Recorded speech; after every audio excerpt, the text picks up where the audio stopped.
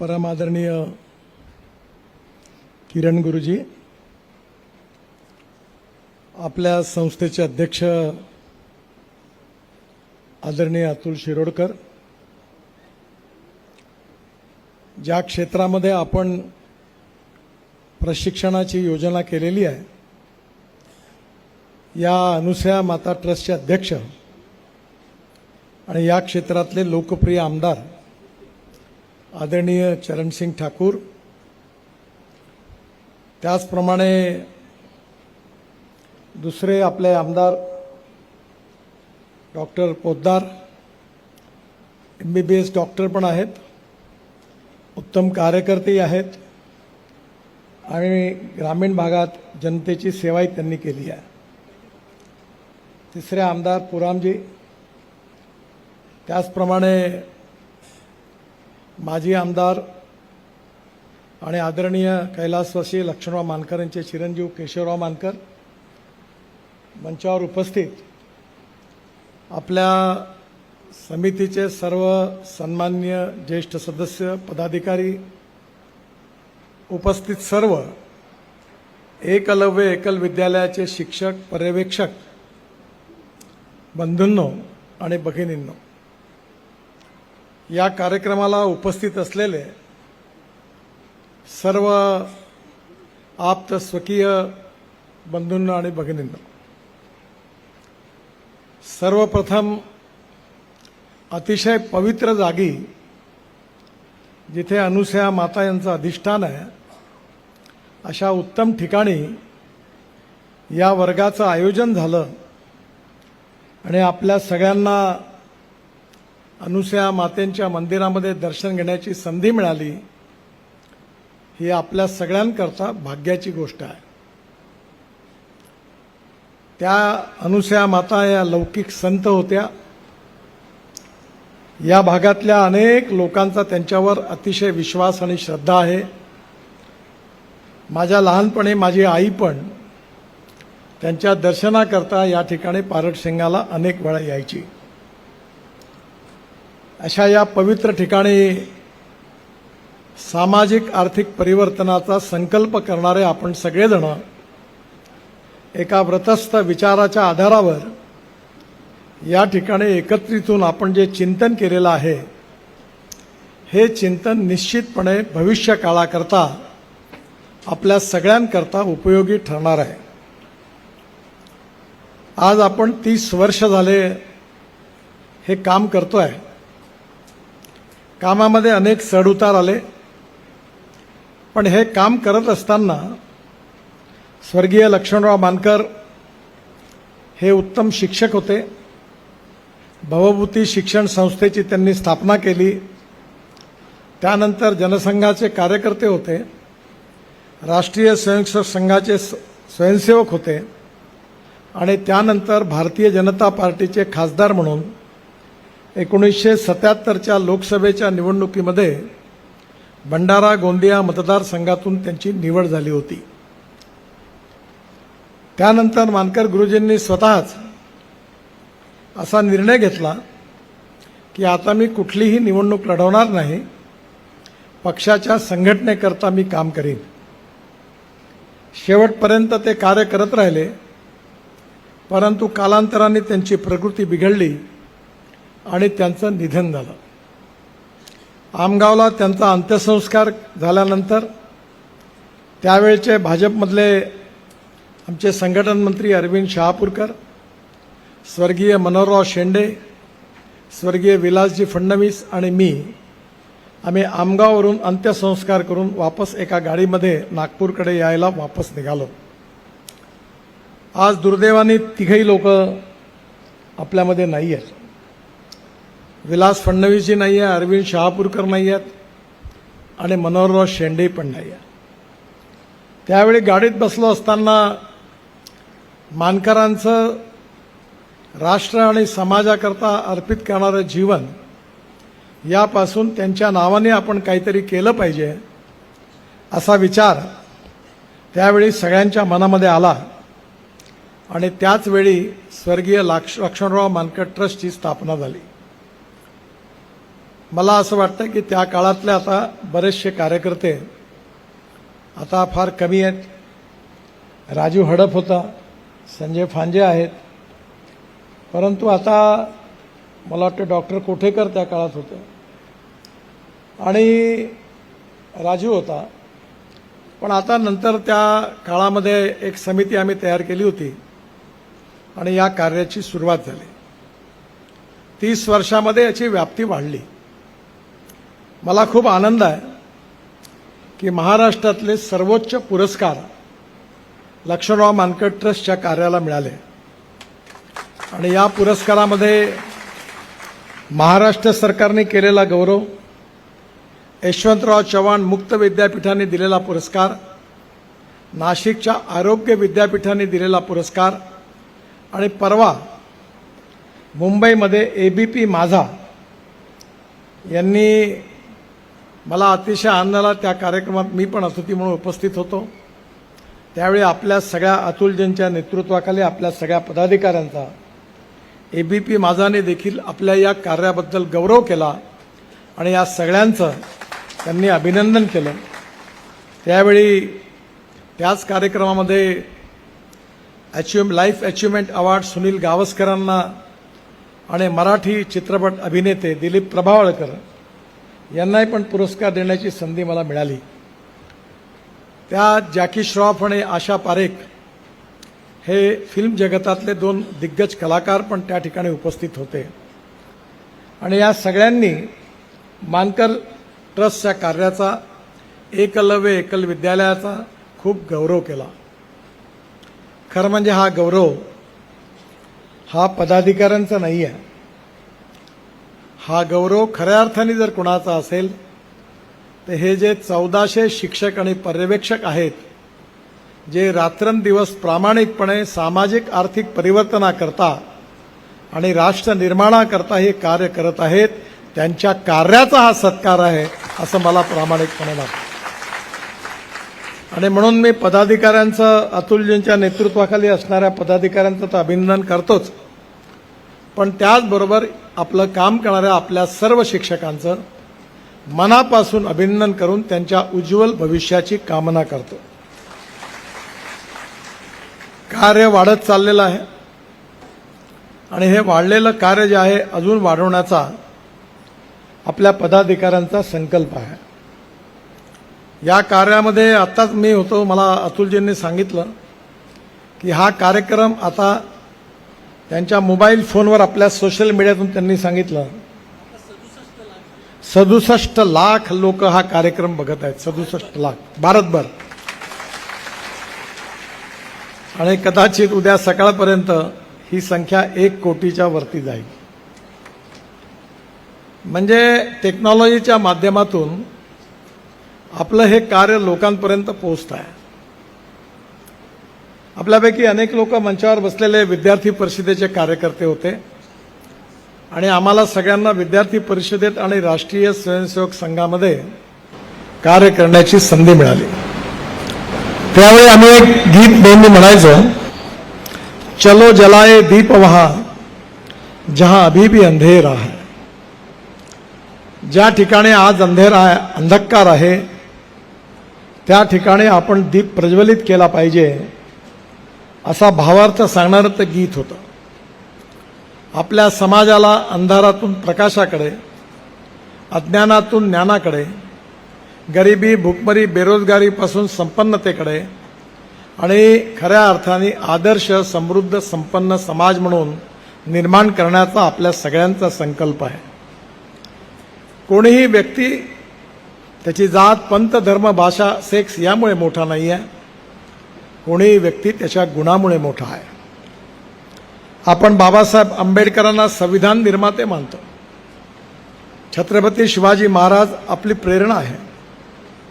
महात्मा ज्योतिबा फुले, लोकमान्य टिळक, स्वातंत्र्यवीर सावरकर, अनेक आद्य क्रांतिकारक, महात्मा गांधी असे अनेक लोकांनी आपल्या सगळ्यांच्या जीवनात आपल्याला प्रेरणा दिलेली आहे.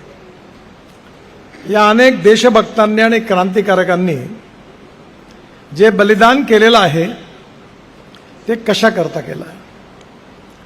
त्यांनी ते बलिदान केलं तिथे स्वराज्याकरता केलं आणि स्वराज्याचं रूपांतर सुराज्यामध्ये करायचं आहे असा संकल्प त्यांनी केला।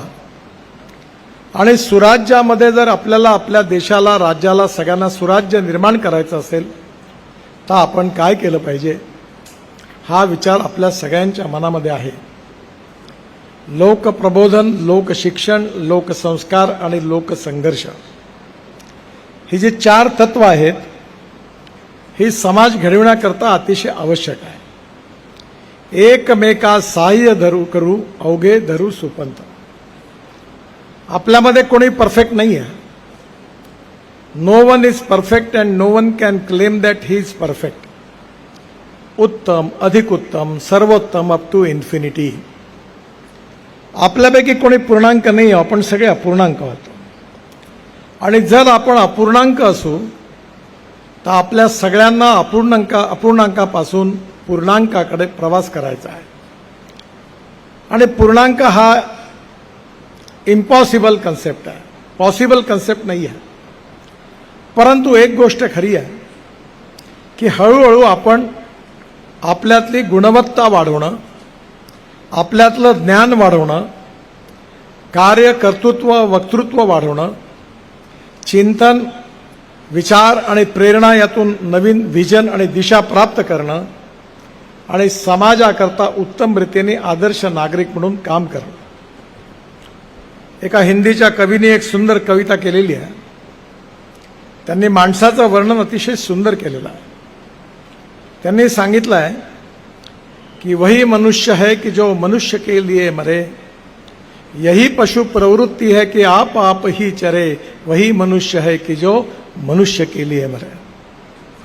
म्हणजे आपल्याला आपल्या गावातले जे शोषित आहे, पीडित आहे, दलित आहेत, जे सामाजिक, आर्थिक, शैक्षणिक दृष्ट्या मागासलेले आहेत, ज्यांना खायला अन्न नाही आहे, शरीरावर कपडा नाही आहे, राहायला घर नाही आहे, त्या दरिद्र नारायणाला परमेश्वर मानून त्याची निरंतर सेवा करून त्या सगळ्यांना रोटी, कपडा आणि मकान मिळाला पाहिजे आणि ते सुखी, समृद्ध, संपन्न समाजाचे अंग बनले पाहिजे।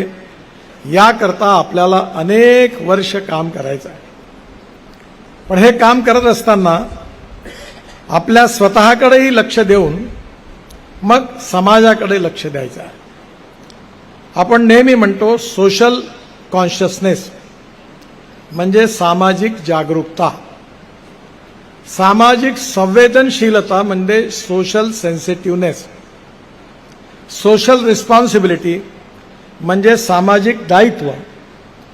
आणि म्हणून आपल्याला या तिन्ही गोष्टीचा विचार करून आपल्या प्रयत्नांमधून आपल्या समाजाची वर्तमान स्थिती बदलवायची आहे आणि ती बदलवण्याकरता आपल्याला सगळ्यांना मिळून काम करायचं आहे। आणि हे काम करण्याकरता आपण कोणत्या क्षेत्रात काम करायचं निवडलेलं आहे तर शिक्षण क्षेत्रामध्ये आपण काम करतोय। ज्ञान खूप महत्त्वाचं आहे। तुम्हाला माहिती आहे की नॉलेज हा इंग्लिश शब्द आहे, त्याचा अर्थ आहे ज्ञान। ज्ञान, सत्ता, संपत्ती आणि सौंदर्य या 4 गोष्टींमध्ये तुम्ही बघा की आज जो तरुण आहे, जो कदाचित आज जरी तरुण असला तरी उद्या तो म्हातारा होणार। मी आता येत असताना गाडीमध्ये बसलो असताना मला माझ्या पीएसचा फोन आला आणि त्यांनी मला सांगितलं की अमिताभ बच्चनचा फोन आला होता आणि त्यांनी मला असं सांगितलं की रोड सेफ्टीच्या कामात मला काही विचार माझ्या मनामध्ये आले आहेत आणि मला ते नितीनजींपर्यंत पोहोचवायचे आहेत। तर कुणाल तुम्ही मुंबईला येऊ शकाल का? कारण माझी आता प्रकृती तेवढी हे नाही आहे, पण तुम्ही आला तर मी सगळे विचार तुम्हाला सांगेन आणि त्यावर आपण काम केलं तर कदाचित आपण लोकांचे प्राण वाचवू शकू। आपल्या देशामध्ये 5 लाख ॲक्सिडेंट होतात, 1,80,000 लोकांचा मृत्यू होतो, जवळपास 50,000 लोक असे आहेत की ज्यांचे हातपाय तुटतात, मृत्यू होतोय तर कारण ते हेल्मेट घालत नाही। अनेक लोक अशी आहेत की जे गाडीमध्ये बसल्यानंतर बेल्ट लावत नाही। अनेक लोक अशी आहेत की जे रॉंग साईड जातात. अनेक लोक अशी आहेत जे शिकलेले आहेत ते रस्त्यावर कुदून क्रॉस करतात आणि या सगळ्याचा परिणाम असा आहे की अपघात होतात आणि 1,80,000 लोकांचा मृत्यू होतो. आता तुम्हीच विचार करा की लढाईत जेवढे लोक मरत नाहीत, आतंकवाद्यांच्या हल्ल्यामध्ये जेवढे लोक मरत नाही, जेवढे कोविडमध्ये मरत नाहीत, जेवढे जातीय आणि धार्मिक दंग्यांमध्ये मरत नाही, तेवढे लोक रोड ॲक्सिडेंटमध्ये मरतात. त्याचं कारण काय? कारण रूल्स ऑफ द रोड याचं पालन करत नाही. या माणसाचं जे ह्युमन बिहेवियर आहे, कायद्याबद्दल सन्मान पण नाही आणि कायद्याबद्दल भीती पण नाही, अशी विचित्र अवस्था आहे. आपण एक सुशिक्षित सुसंस्कृत समाजाचे अंग आहोत. मग आपण कायद्याचं पालन केलं पाहिजे, हे आपलं कर्तव्य आहे, ही आपली राष्ट्रीय आणि सामाजिक जबाबदारी आहे. हे लहान मुलांना शिकवण्याचं काम कोणी करायचं? त्यांना प्रशिक्षण कोणी द्यायचं? तर अमिताभ बच्चन सारखा ॲक्टर, मी दरवर्षी त्यांच्याबरोबर दिवसभराचा कार्यक्रम करतो. त्यांनी सांगितलं की या कामाकरता मला पैसे नको आहे, मी या कॉज करता आपला वेळ देऊ इच्छितो. आणि दरवर्षी ते या कार्यक्रमाला येतात. अनेक त्यांच्यावर फिल्म ॲक्टर पण येतात. आणि यावेळी शूटिंग सुरू असताना आपली एक फिल्म अभिनेत्री आहे, तुम्हाला माहिती आहे जास्त, आता आम्हाला जुन्या काळातले जास्त माहिती आहे, आलिया भट म्हणून. ती कार्यक्रमामध्ये होती आणि एका आईने आपल्या लहान मुलाचा गाडीखाली चिरडून कसा मृत्यू झाला याची कहाणी सांगितली. त्याबरोबर तुम्ही टीव्हीवर पाहिलं असेल, हा कार्यक्रम रेकॉर्ड न्यूजकडे आला होता, तेव्हा तिचं ऐकत असताना ती रडायला लागली. तेव्हा अमिताभ बच्चन असं म्हणाले की ही आई होणार आहे आता, आणि एका आईचं दुःख, तिचा लहान मुलगा चिरडून मरून गेला, ते दुःख बघून तिला तिच्या मुलाची आठवण आली म्हणून तिच्या डोळ्यातून पाणी आलं. हे डोळ्यातून पाणी येणं ही संवेदनशीलता आहे. जेव्हा तळ पायाला आपल्याला गोटा रुततो तेव्हा डोक्यामध्ये झणक उठते. समाजाबद्दलची ही संवेदनशीलता प्रत्येक मनुष्याच्या मनामध्ये निर्माण केव्हा होईल? जेव्हा खऱ्या अर्थाने त्याच्यावर उत्तम संस्कार होतील. चांगलं काय आहे, वाईट काय आहे हे त्याला कळेल. मूल्याधिष्ठित संस्कार, व्हॅल्यू बेस्ड एज्युकेशन. व्हॅल्यूज काय आहे? तर ते जीवन मूल्य आहे. मी खरं बोललं पाहिजे हा लॉ नाही आहे. मी गुरुजींचा आणि आईवडिलांचा आदर केला पाहिजे हे कुठे कायद्याच्या चौकटीत नाही आहे. भुक्या माणसाला मी अन्न दिलं पाहिजे हे कुठे लिहिलेलं नाही आहे. समाजातला एखादा दिव्यांग असेल, तो चालू शकत नसेल, त्याला आधार देऊन त्याला कुठेतरी आपण त्याची सेवा केली पाहिजे हे कुठल्या कायद्यात लिहिलेलं नाही आहे. पण आपल्या जीवनामध्ये अशा सर्व लोकांच्या जीवनातलं दुःख दूर करण्याकरता मी व्यक्तिगत रूपा कार्य करीन आणि हे कार्य करणं माझं कर्तव्य आहे, माझी जबाबदारी आहे. अशा प्रकारचा भाव असणारा कार्यकर्ता, व्यक्तित्व, नागरिक तयार झाला तर समाजातली दुःख आपोआप नाहीशी होतील. आज आपल्या गावामध्ये स्थिती कशी आहे? शेतकरी कर्जात जगतो, कर्जात जन्मतो, कर्जात मरतो. शेतकऱ्याचा खर्च जास्त आहे, उत्पन्न कमी आहे, आणि म्हणून विदर्भात 10,000पेक्षा जास्त शेतकऱ्यांनी आत्महत्या केल्या. त्यांनी आपल्या गळ्याला फास लावला याकरता नाही लावला त्यांच्या मानेला खास सुटली म्हणून. त्यांनी याकरता आत्महत्या केली की त्यांना जीवन जगणं असह्य झालं. आणि म्हणून काही लोक असे आहेत जे हार्टचे पेशंट आहेत, काही लोक असे आहेत ज्यांना पाय नाही आहे. आपण यांची सेवा केली पाहिजे. मी तुम्हाला नेहमी सांगतो की आपण जेव्हा यांची सेवा करतो तेव्हा यांचे आशीर्वाद खूप मोठे असतात. मी एका ॲक्सिडेंटमध्ये, जेव्हा मी महाराष्ट्रामध्ये विरोधी पक्षाचा नेता होतो, रामटेकवरून येत असताना माझ्या गाडीचा ॲक्सिडेंट झाला आणि गाडी पूर्ण ट्रक खाली गेली. कोणी जर गाडी बघितली तर म्हणे कोणी वाचूच शकत नाही, पण मी वाचलो. माझी बायको होती, मुलं होती, सगळे वाचलं. तेव्हा मला अनेक लोकांनी विचारलं तुम्ही कसे वाचले? तर मी त्यांना सांगितलं की मी आमदार झाल्यापासून हजारो लोकांचे, आता लाखो लोकांचे हार्टचे ऑपरेशन मुक्त केले. जवळपास 3-4 हजार लोकांना पाय लावून दिले. जे लोक आडवे झोपलेले होते ते बुलेट चालवायला लागले, फुटबॉल खेळायला लागले. अनेक लोकांना, लाखो लोकांना चष्मे दिले. आणि अनेक वेळा आता माझ्या आईच्या नावाने ट्रस्ट आहे, त्याच्यामध्ये MRI डॉक्टर 18,000 घेतात, 1200 रुपयात होतो. CT स्कॅन 600 रुपयात होतो. एक्सरे 100 रुपयात होतो. सगळ्या पॅथॉलॉजीच्या टेस्ट 200 रुपयात होतात. आणि आता डायलिसिस फुकट होणार आहे. तेव्हा ही जी लोक येतात त्यांची 6-6 दिवस वेटिंग लिस्ट आहे. परवा माझी काही टेस्ट करायची होती म्हणून मी त्या ठिकाणी गेलो आणि माझ्या टेस्टमध्ये चेकिंग करत असताना अचानक एक मुस्लिम महिला तिने बघितलं आणि ती माझ्याजवळ आली. ताबडतोब माझ्या सिक्युरिटी तिला थांबवलं. मी म्हटलं येऊ द्या तिला. आली आणि माझ्या एकदम पायावर डोकं ठेवलं आणि ती रडायला लागली. म्हटलं आप रोती क्यों? ती म्हणाली मेरी जान आपके कारण बच गई.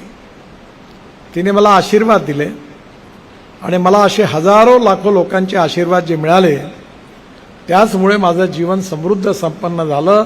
मी किती रोड बांधले, किती पूल बांधले, किती टनेल बांधले, यापेक्षा या हजारो लोकांनी मला मनापासून जे आशीर्वाद दिले ही माझ्याकरता सगळ्यात मोठी पुंजी आहे.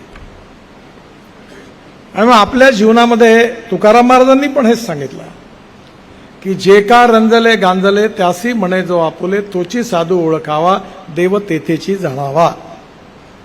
आणि म्हणून मानकर ट्रस्टने आपल्याला कार्यक्रम दिलेला आहे की आपल्याला स्वयंरोजगार निर्माण करायचा आहे. आपल्याला, मी आज गमतीने येत असताना गाडीत सांगत होतो की मला एक छोटीशी कल्पना सुटली.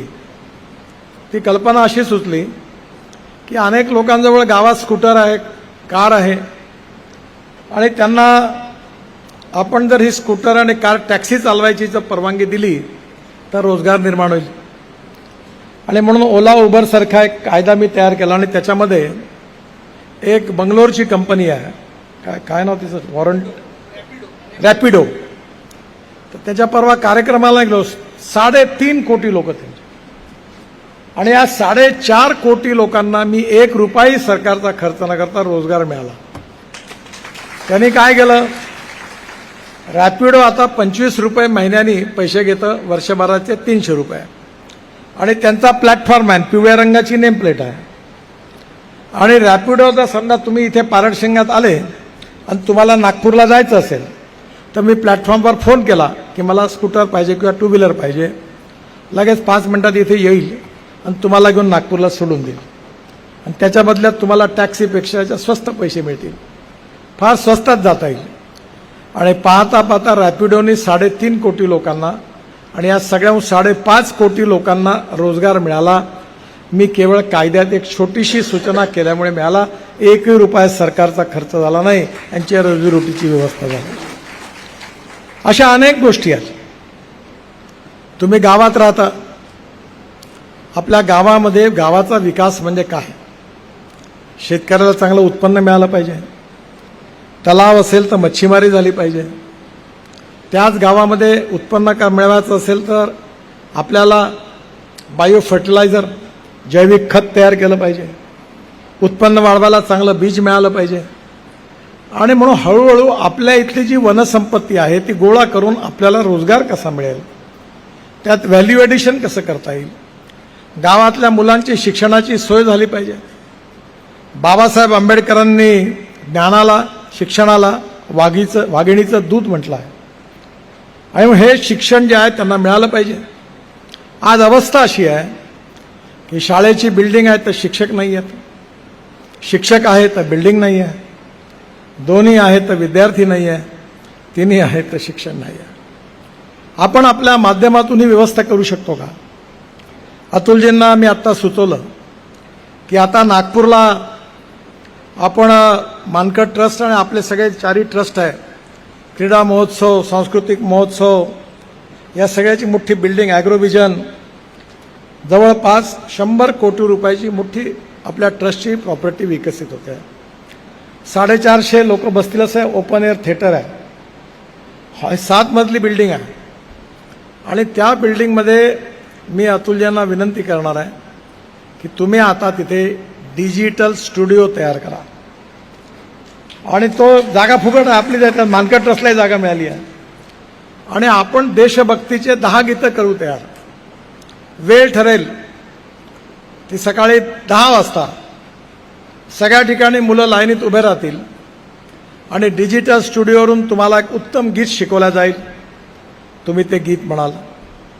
मग दुपारी गीत झाले तर 4 गीतं म्हटल्यानंतर दुपारी 12 वाजल्यानंतर 12-1 नंतर महिला एकत्र येतील आणि डिजिटल स्टुडिओवरून तुम्हाला शिकवता येईल की तुम्ही पिशव्या कशा शिवायच्या, जुन्या कपड्याच्या गोधड्या कशा तयार करायच्या, आपल्या साड्या कशा विणता येतील.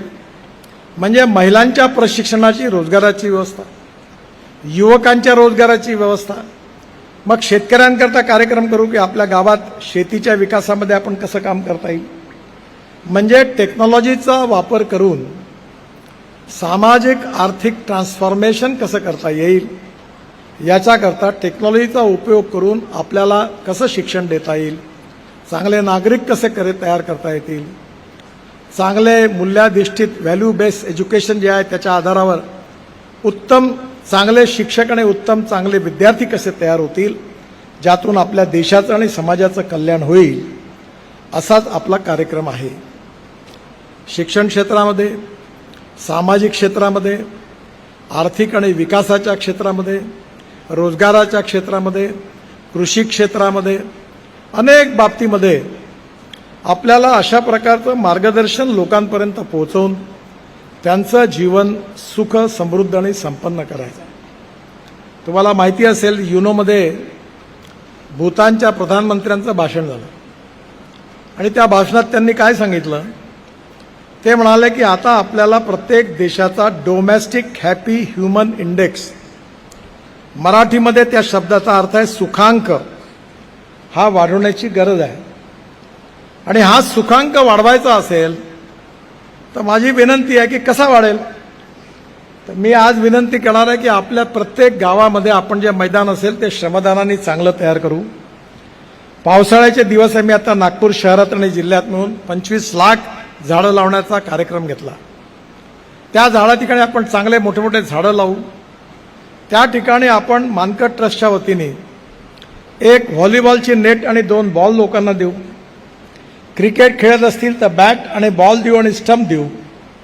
आणि कबड्डी आणि खो खोचं ग्राउंड तयार करायला मदत करू.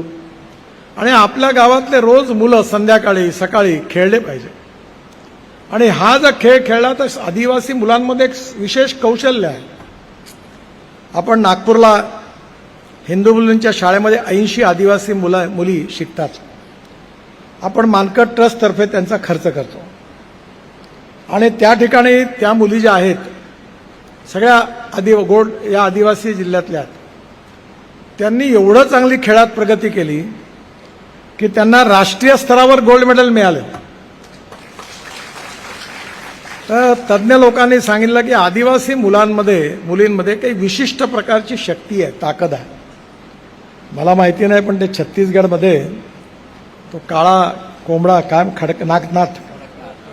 कडकनाथ, आता तो कडकनाथ खाल्ल्यामुळे काय माहित नाही प्रोटीन जास्त मिळतात का काय, पण एक विशिष्ट प्रकारची ताकद आहे.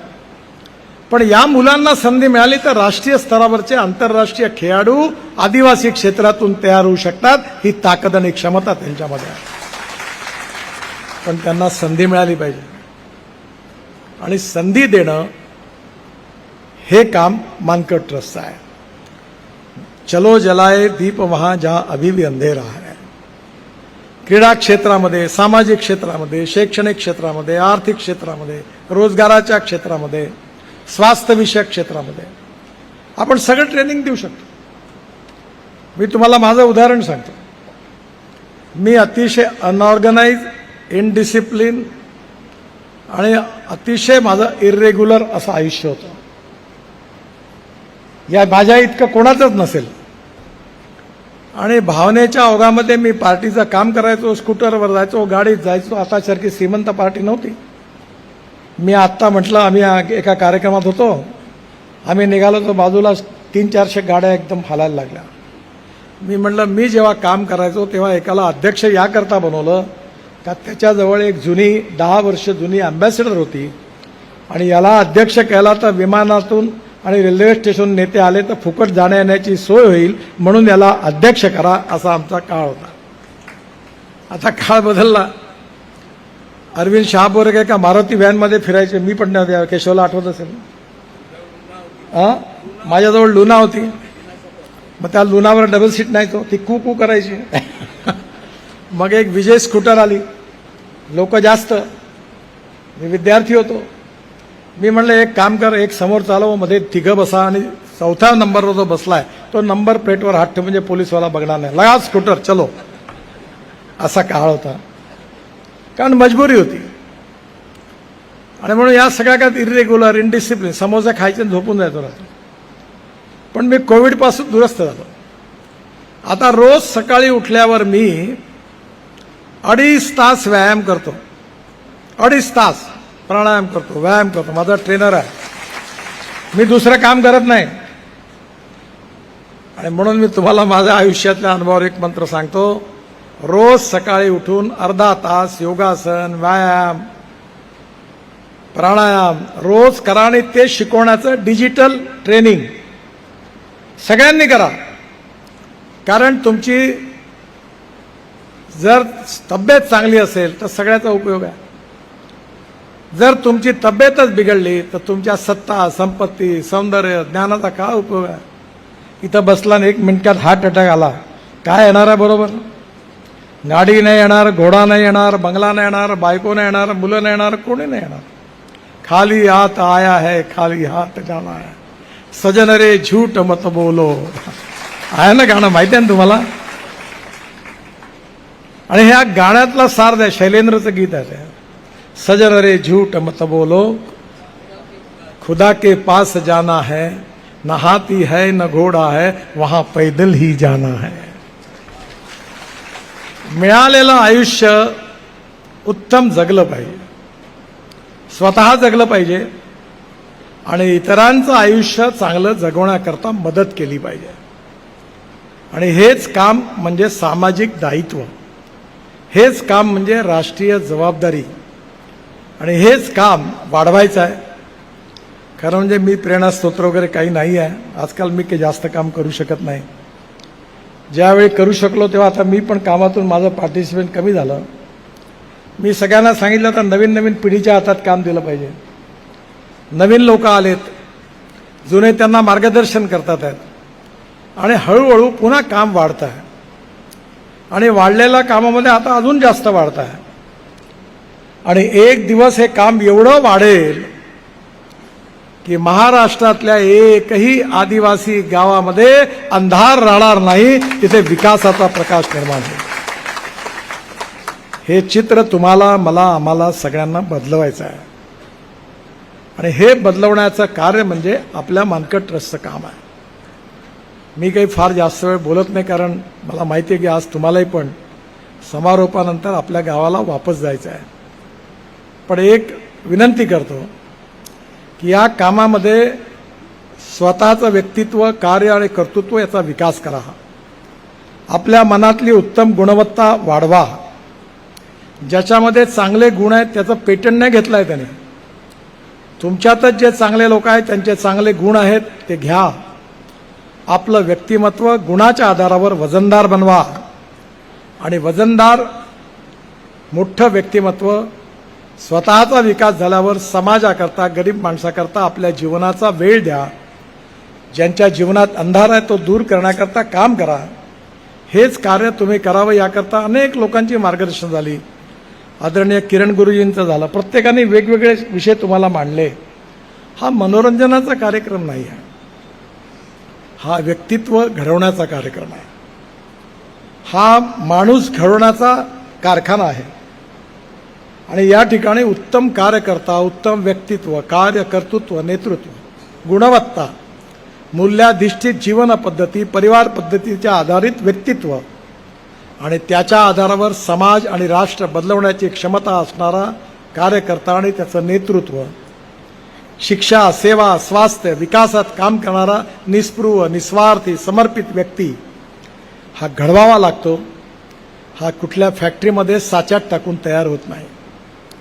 व्यक्ती विचारातून घडतो, संस्कारातून घडतो, मैत्रीतून घडतो, आदर्शातून घडतो.